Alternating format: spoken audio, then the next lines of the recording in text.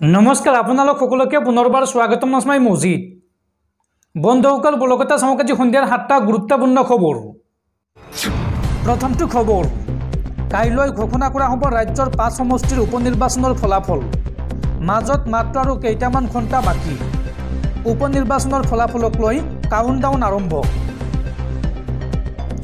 কাইলৈ ঘোষণা কৰা হ'ব ৰাজ্যৰ 5 সমষ্টিৰ উপনিৰ্বাচনৰ ফলাফল মাজত মাত্ৰ আৰু কেইটামান ঘণ্টা বাকি আছে ইভিএমত বন্দী 5 সমষ্টিৰ 34 গৰাকী প্ৰাৰ্থীৰ ভাগ্য 5 সমষ্টিত কি হ'ব ফলাফল কোনে দখল কৰিব সামগ্ৰী সমষ্টি কাৰ হাতলৈ যাব বিহালী সমষ্টি সিডলি ধলাই বঙাইগাঁৱত কোনে মাৰিব শেষ হাঁহি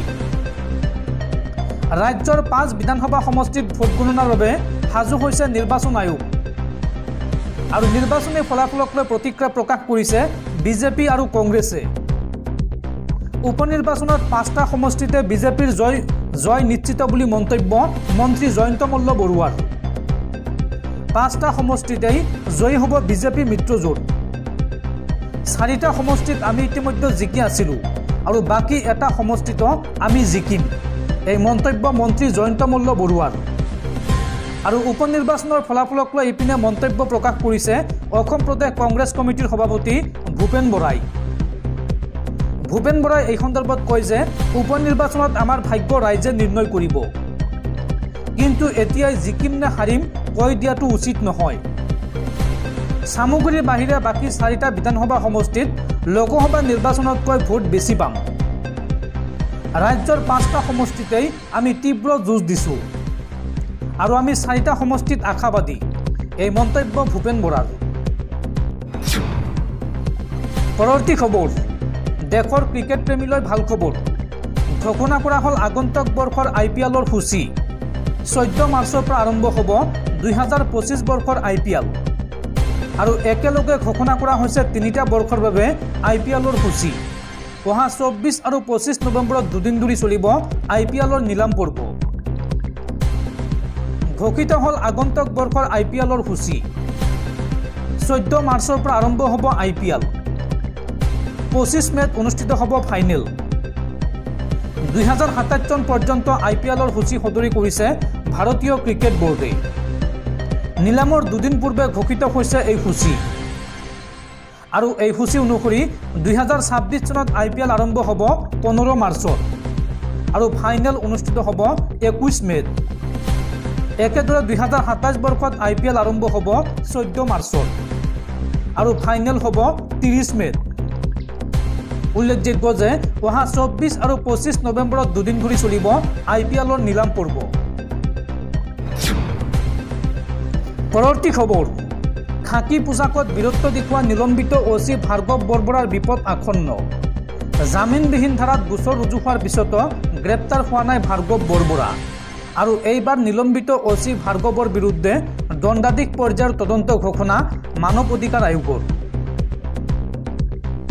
খাকী পোছাকত বীৰত্ব দেখুওৱা ভাৰ্গৱ বৰবৰাৰ বিপদ আসন্ন জামিনবিহীন ধাৰাত গোচৰ ৰুজু হোৱাৰ পিছতো গ্ৰেপ্তাৰ হোৱা নাই ভাৰ্গৱ আৰু এইবাৰ নিলম্বিত অচি ভাৰ্গৱৰ বিৰুদ্ধে মানৱ অধিকাৰ আয়োগত গোচৰ ৰুজু দণ্ডাধীশ পৰ্যায়ৰ তদন্তৰ নিৰ্দেশ ৰাজ্যিক মানৱ অধিকাৰ আয়োগৰ তদন্তৰ অন্তত আয়োগক দাখিল কৰিব লাগিব প্ৰতিবেদন আৰক্ষী আয়ুক্ত আৰু পাণবজাৰ উপ আৰক্ষী আয়ুক্তলৈও এই সন্দৰ্ভত জাননী ৰাজ্যিক মানৱ অধিকাৰ আয়োগৰ ডেলিভাৰী বয়ক প্ৰসাৰ কৰি নিলম্বিত হৈছিল এই বিতৰ্কিত বিষয়াজন ভাৰ্গৱ বৰবৰাৰ বিৰুদ্ধে জ্ঞানদীপ হাজৰিকায়ো দাখিল কৰিছিল এজাহাৰ আৰু জ্ঞানদীপৰ এজাহাৰৰ ভিত্তিত পাণবজাৰ থানাত ৰুজু হৈছিল গোচৰ জামিনবিহীন ধাৰাত গোচৰ ৰুজুৰ পিছতো গ্ৰেপ্তাৰ হোৱা নাই ভাৰ্গৱ আৰু বিষয়টো সন্দৰ্ভত মানৱ অধিকাৰ আয়োগলৈ পত্ৰ প্ৰেৰণ কংগ্ৰেছৰ আৰু তাৰ পিছতে এতিয়া ৰাজ্যিক মানৱ অধিকাৰ আয়োগে দণ্ডাধীশ পৰ্যায়ৰ তদন্ত ঘোষণা কৰিছে দৰ্শকসকল আৰু বহুতো গুৰুত্বপূৰ্ণ খবৰ আছে তাৰ আগতে আপোনাক জনাওঁ যে যদি আপুনি এতিয়ালৈকে এইটো ভিডিঅ'ত লাইক কৰা নাই তেন্তে এতিয়াই ভিডিঅ'টোত লাইক কৰি দিয়ক আৰু এনেকুৱা ধৰণৰ ভিডিঅ'সমূহ নিতৌ চাবলৈ চেনেলটো ছাবস্ক্ৰাইব কৰি কাষত থকা বেল আইকনটো প্ৰেছ কৰি ৰাখক পৰৱৰ্তী খবৰ ছত্তীশগড়ত পুনৰ নিৰাপত্তাৰক্ষী আৰু নক্সালবাদীৰ মাজত ভয়ংকৰ সংঘৰ্ষ আৰু এই সংঘৰ্ষৰ সময়ছোৱাত নিৰাপত্তাৰক্ষীৰ গুলীত মৃত্যু হৈছে 10গৰাকী নক্সালবাদীৰ। সুকমা জিলাৰ ভাণ্ডাৰপাত গাঁৱৰ বনাঞ্চলত এই সংঘৰ্ষ হৈছে আৰু নক্সালবাদীৰ পৰা এটা AK-47 ৰাইফল, এটা এনচাছ আৰু এটা এছএলআৰ জব্দ কৰিছে নিৰাপত্তাৰক্ষীয়ে। বৰ্তমান সমগ্ৰ অঞ্চল ঘেৰি ৰাখিছে নিৰাপত্তাৰক্ষীয়ে। পৰৱৰ্তী খবৰ, প্ৰশাসনক 24 তাৰিখ শেষ সময়সীমা বান্ধি দিলে আমছুৱে। আমছু নেতা লোহিত হুছেইনে ন্যায় নোপোৱালৈকে অব্যাহত থাকিব আমছুৰ প্ৰতিবাদ আৰু এইবাৰ দিল্লী কঁপাবলৈ সাজু হৈছে আমছু। 24 তাৰিখ শেষ সময়সীমা বান্ধি দিলে আমছুৱে। 24 তাৰিখৰ ভিতৰত আৰক্ষীয়ে লোহিত হুছেইনৰ হত্যাকাৰীক গ্ৰেপ্তাৰ কৰিবই লাগিব, অন্যথা অসম কঁপাবলৈ সাজু হৈছে আমছু। কেৱল অসমেই নহয়, ভয়াৱহ আন্দোলনেৰে দিল্লী কঁপাবলৈ সাজু আমছু। সোণতুলিৰ গৰৈমাৰীত নৃশংসতাৰ বলি হোৱা লোহিত হুছেইনৰ বিৰুদ্ধে পুনৰ গৰজি উঠিছে আমছু। আমছুৱে কাৰো ৰঙা চকুলৈ ভয় নকৰে। আমছুৱে কোনো অপৰাধীৰ সৈতে মিতিৰালি নকৰে। শীঘ্ৰেই ন্যায়িক তদন্তৰ দাবী জনাই আমছুৰ সংবাদমেল আৰু সংবাদমেল যোগে লোহিত হুছেইনৰ ন্যায় বিচাৰি জংগী আন্দোলনৰ হুংকাৰ সৌদ অসম সংখ্যালঘু ছাত্ৰ সন্থা চমুকৈ আমছুৰ। পৰৱৰ্তী খবৰ, বিগত 5 বছৰত ৰাজ্যবাসীক মাধমাৰ সুদাই টোলগেটৰ পৰা চৰকাৰে কৰ সংগ্ৰহ কৰিলে 1458.06 কোটি টকা। কোন বৰ্ষত কিমান কোটি টকাৰ টেক্স সংগ্ৰহ কৰিছে চৰকাৰে চাওঁ আহক।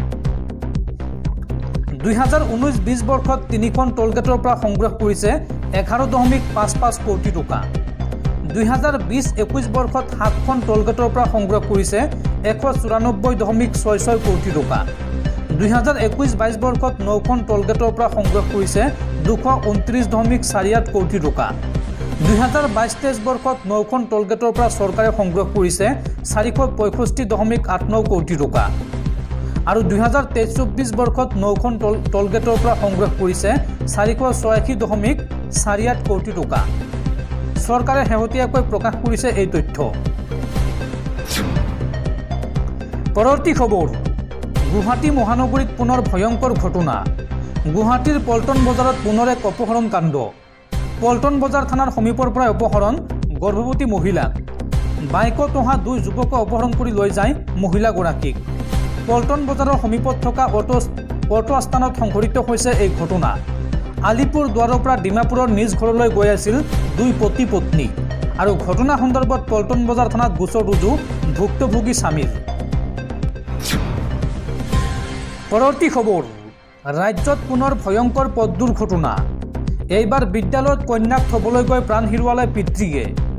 ভয়াৱহ দুৰ্ঘটনাত থিতাতে মৃত্যু হৈছে পিতৃ আৰু কন্যাৰ। 17 নং ৰাষ্ট্ৰীয় ঘাইপথত ট্ৰেভেলাৰ বাছ আৰু বাইকৰ মাজত ভয়াৱহ সংঘৰ্ষ হয়। বঙাইগাঁৱৰ তালগুৰিৰ নিত্য বজাৰত সংঘটিত হৈছে এই ভয়াৱহ পথ দুৰ্ঘটনা আৰু এই পথ দুৰ্ঘটনাত প্ৰাণ হেৰুৱাইছে পিতৃ নাছিৰ আহমেদ আৰু কন্যা শ্বাহনাজ আহমেদে। পৰৱৰ্তী খবৰ, অসমৰ কৰিমগঞ্জ জিলাৰ নাম সলনি কৰাক লৈ এইবাৰ প্ৰতিক্ৰিয়া প্ৰকাশ কৰিছে জ্যেষ্ঠ কংগ্ৰেছী নেতা আব্দুল খালেকে। আব্দুল খালেকৰ মন্তব্য, কৰিম শব্দ থকাৰ বাবেই সলনি হ'ল কৰিমগঞ্জৰ নাম। মুছলমানৰ নাম য'তে থাকিব তাতে নাম সলাব হিমন্ত বিশ্ব শৰ্মাই আৰু ক'ত কেতিয়া কেনেদৰে মুখ্যমন্ত্ৰীয়ে নাম সলাব তাৰ কেলেণ্ডাৰখন প্ৰকাশ কৰিলে আমি ভাল পাম। এই মন্তব্য আব্দুল খালেকৰ। কৰিম শব্দ থকাৰ বাবেই সলনি হ'ল কৰিমগঞ্জৰ নাম। মুছলমানৰ নাম য'তে থাকিব তাতে নাম সলাব হিমন্ত বিশ্ব শৰ্মাই। এই মন্তব্য আব্দুল খালেকৰ। আব্দুল খালেকে লগতে কয় যে কোনোবা দিনা ধদুৰ আলীৰ নামো সলাই দিব, কাৰণ সেই নামটোত আলী শব্দ আছে। আমিন গাঁৱৰ নামো সলনি কৰি দিব পাৰে হিমন্ত বিশ্ব শৰ্মাই, কাৰণ আমিন শব্দটো মুছলমানৰ। ক'ত কেনেদৰে কেতিয়া নাম সলাব মুখ্যমন্ত্ৰীয়ে তাৰ কেলেণ্ডাৰখন প্ৰকাশ কৰিলে আমি ভাল পাম। এই মন্তব্য আব্দুল খালেকৰ। আব্দুল খালেকে লগতে কয় যে শ্ৰীভূমি শব্দটো ভাল, মই এই শব্দটো সমৰ্থন কৰিছোঁ। আৰু গুজৰাটৰ পৰা আহমেদাবাদ শব্দ কেতিয়া আঁতৰাব প্ৰধানমন্ত্ৰীয়ে তাক লৈ প্ৰশ্ন এতিয়া আব্দুল খালেকৰ। কৰিমগঞ্জৰ নাম সলনি কৰাক লৈ এইদৰে প্ৰতিক্ৰিয়া প্ৰকাশ কৰে আব্দুল খালেকে।